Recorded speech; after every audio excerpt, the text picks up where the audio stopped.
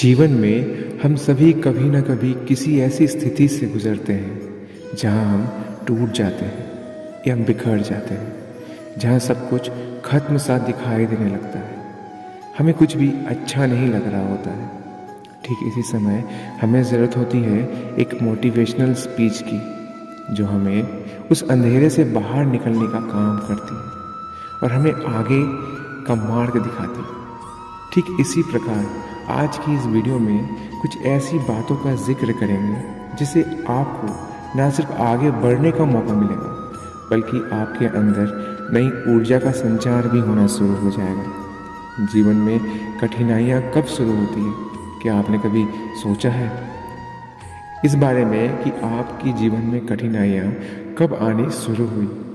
मेरे हिसाब से इसका कोई अंदाज़ा नहीं लगा सकता, क्योंकि कठिनाइयाँ, परेशानियाँ, दिक्कतें ये सब तो हमारे जीवन में प्रवेश करते ही आरंभ हो जाती है। जैसे ही हमारा जीवन शुरू होता है, उसकी कठिनाइयाँ भी तभी से शुरू होती हैं। जैसे कि माँ के गर्भ से निकलने की कोशिश में ही पहली कठिनाइयों का सामना करना पड़ता है। उसके बाद कभी सर्दी जुकाम न लग जाए, कभी चोट न लग जाए, इस बात की परेशानी हमेशा रहती है। भले ही कहने को ये तो छोटी छोटी सामान्य से दिखने वाली दिक्कतें हैं, परंतु शुरुआत तो हो गई ना।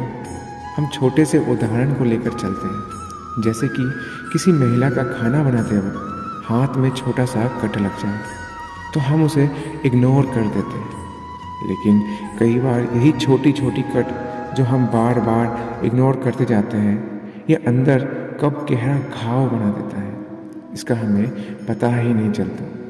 तो ऐसे में सवाल ये उठता है कि हम क्या करें? क्या छोटी छोटी सी चोटों या बातों को लेकर बैठ जाए और उन्हें देखते रहें? नहीं, हम आपसे छोटी छोटी बातों को लेकर बैठने के लिए नहीं कह रहे, बल्कि हम तो बस आपको उसे इग्नोर करने की सलाह दे रहे हैं।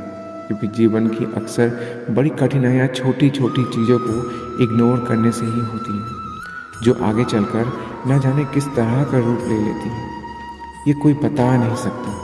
इसलिए छोटी छोटी बातों को इग्नोर करने की आदत को छोड़ दें और फिर देखिए कि कैसे आपका जीवन बड़ी कठिनाइयों से यूं ही निकल जाएगा। ये जान लीजिए कि हमारा जीवन वास्तव में अद्वितीय है और इसमें हमें ही निर्माण करने हैं। ये आपका जीवन है, पर आपको सपनों की ऊंचाइयों तक पहुंचना है। हम सभी जीवन में कठिनाइयाँ और चुनौतियों का सामना करते हैं, लेकिन हमें यह याद रखना चाहिए कि हर चुनौती का सामना करना हमें मजबूत बनाता है। सफलता और उच्चतम की ओर बढ़ने के लिए हमें निरंतर प्रयास करने की ज़रूरत होती है। जब तक हम इन चुनौतियों का सामना करते हैं, तब हमारी मजबूतियाँ बढ़ती हैं और हमें अपने लक्ष्यों की ओर अग्रसर होने के लिए तत्पर करती है। श्री कृष्ण कहते हैं, जीवन में सफल होने के लिए आवश्यक है कि आप संघर्षों से घबराएं नहीं। अगर आपने कभी भी कोशिश की है तो आप ये अच्छे से जानते होंगे कि सफलता एक एहसास है जो संघर्षों के बाद मिलते हैं। जीवन में आपको सफलता की ओर आगे बढ़ने के लिए अपने लक्ष्य की तरफ दृढ़ता से प्रगति करना चाहिए। संघर्ष चाहे कैसा भी हो, जो आपको ताकत और परिश्रम की ओर आगे बढ़ने का रास्ता दिखाता है। संघर्ष का सामना करते समय अपने मन को हमेशा साथ रखें। अगर आप अपने लक्ष्य की ओर बढ़ना चाहते हैं तो अपने अंदर की ताकत को जगाने की आवश्यकता होती है। अपने मन को शांत रखना आपको अपने लक्ष्य तक पहुंचाने में मदद करती है। यदि आप खुद ही हार मान लेंगे तो आपकी यात्रा अवसरों से खाली हो जाएगी। इसलिए ज़रूरी है अपने सपनों का पीछा करने के लिए अपने आत्मविश्वास को बढ़ाएं। जब तक आप खुद में विश्वास नहीं रखेंगे, दूसरे आपका सम्मान नहीं करेंगे। आपका आत्मविश्वास बनाए रखने के लिए खुद को अपनी क्षमताओं को मान्यता देना सीखना होगा। सकारात्मक सोचें और अपने कार्यों पर विश्वास करें। आपको सफलता का पथ पर आगे बढ़ने के लिए खुद को बनाए रखना होगा। इसके लिए आपको अच्छे संगठन की आवश्यकता भी होगी। आप हमेशा कोशिश करें कि अपने आसपास सकारात्मक और सफल लोगों के साथ रहें। एक सकारात्मक और प्रभावशाली संगठन में होने के लिए अपने दोस्तों, परिवार के सदस्य का समर्थन प्राप्त करें।